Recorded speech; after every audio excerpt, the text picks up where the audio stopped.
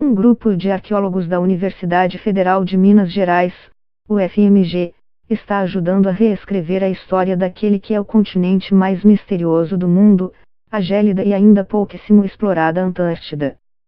Em uma saga que começou há mais de 20 anos, o arqueólogo argentino Andrés Zarankin, professor da UFMG, capitaneia uma equipe com outros 5 pesquisadores que embarca no próximo dia 3 para cerca de 40 dias de expedição pelo continente de gelo.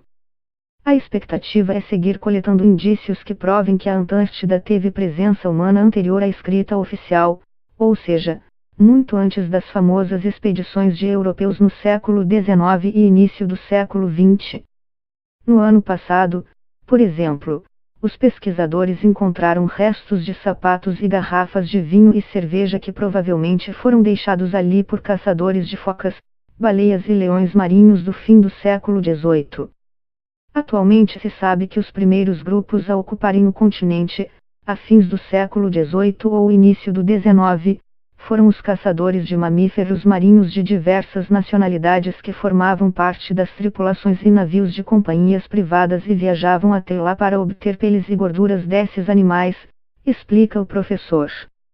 Da pele desses animais eram fabricadas roupas no comércio europeu e chinês, e da gordura, era manufaturado um óleo utilizado para a iluminação pública urbana e como lubrificantes das máquinas das indústrias em expansão. As informações sobre esses grupos, assim como os vestígios materiais deixados pelos mesmos, foram e são encontradas nos sítios arqueológicos. Ou seja, antes das histórias de ilustres expedicionários europeus, como o registro do capitão inglês William Smith, 1790-1847, que, em 1819, chegou até as Ilhas Shetland do Sul e acabou galgando seu lugar na historiografia oficial como o primeiro homem a pisar na Antártida. Ou ainda do norueguês Roald Amundsen, 1872-1928, o primeiro a pisar no Polo Sul, em 1911. Ou o britânico Robert Scott, 1868-1912, que foi à Antártida em 2 expedições, a primeira em 1901. A pesquisa coordenada por Zarankin foi criada em 1995 a partir de um descobrimento por acaso de restos arqueológicos na Antártida, um material precioso encontrado por geólogos argentinos. Há 10 anos o projeto integra o ProAntar, o Programa Antártico Brasileiro. Toda a pesquisa, que já acumula mais de 1000 itens coletados, é liderada pelo Laboratório de Estudos Táticos em Ciências Humanas da UFMG, o LEAC. Expedições in loco são organizadas e realizadas praticamente todos os anos, sobretudo nas Ilhas Shetland do Sul, consideradas área de grande biodiversidade. Parte de nossa equipe esteve lá em novembro e encontrou novos sítios arqueológicos. Agora vamos escaneá-los, conta o pesquisador. Hoje, eles estão se dedicando a utilizar um equipamento que captura imagens em 3D desses locais. Graças a uma parceria com o Google, em breve qualquer pessoa poderá conferir, via internet, como são esses locais de pesquisa. Isso representa importante passo para a democratização do conhecimento e preservação da memória da Antártida, diz Zarankin. Para o professor, fazer pesquisas arqueológicas em condições abaixo de zero tem uma boa vantagem: a conservação do material. Afinal, a Antártida funciona como um grande freezer.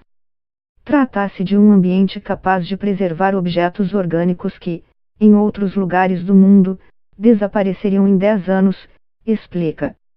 Academicamente, os resultados dessa empreitada antártica já rendem bons frutos.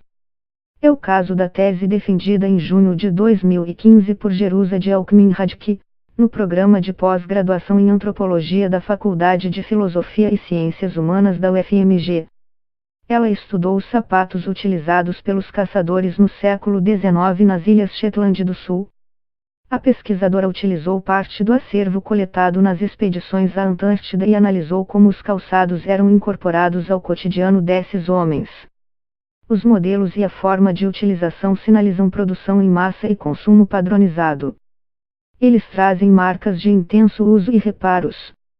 O pequeno tamanho dos calçados pode ser uma evidência da baixa faixa etária dos caçadores, relata a pesquisadora. Radke concluiu que os sapatos foram feitos artesanalmente, já que não encontrou evidências de uso de máquinas de costura ou outras tecnologias. Os lobeiros baleeiros tinham diferentes nacionalidades, havia americanos, ingleses, espanhóis, portugueses, açorianos, cabo-verdianos, argentinos e brasileiros, entre outros. Eram contratados por companhias internacionais, geralmente dos EUA. Eles eram, em geral, jovens adultos ou até mesmo adolescentes. Ficavam atraídos por promessas de ganhos exorbitantes nessas expedições, já que tinham uma pequena participação nos lucros do que fosse conseguido. Entretanto, como precisavam pagar por todo o material e despesas pessoais em um endividamento prévio, anterior à viagem, acabavam ficando com um saldo final pequeno. Durante a empreitada, era comum que os sapatos ficassem para trás, já que acabavam extremamente gastos, cheios de consertos e remendos, segundo a pesquisadora. Por isso, é grande a quantidade desse tipo de material encontrada pelos arqueólogos.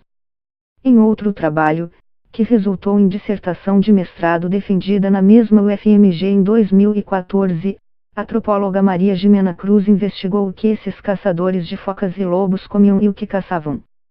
Há vestígios de garrafas que, após análises, os pesquisadores concluíram se tratar de antigos recipientes para cerveja.